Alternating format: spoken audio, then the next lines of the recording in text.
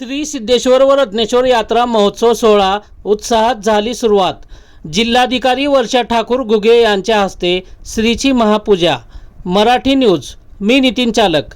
महाशिवरात्रीचे औचित्य साधून लातूरचे ग्रामदैवत असलेल्या श्री सिद्धेश्वर व रत्नेश्वर देवस्थानाच्या वतीने 72व्या यात्रा महोत्सवाचे आयोजन 26 फेब्रुवारी 2025 पासून सुरुवात करण्यात आले आहे।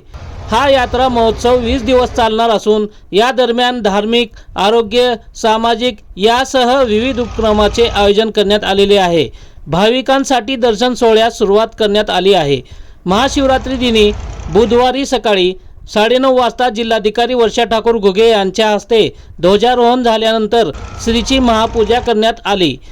भाविकांसह यात्रेकरू व शहरातील नागरिकांनी मोठ्या संख्येने सहभागी व्हावे असे आवाहन प्रशासक सचिन जांबुतकर यांच्यासह देवस्थानच्या विश्वस्तांनी केले आहे।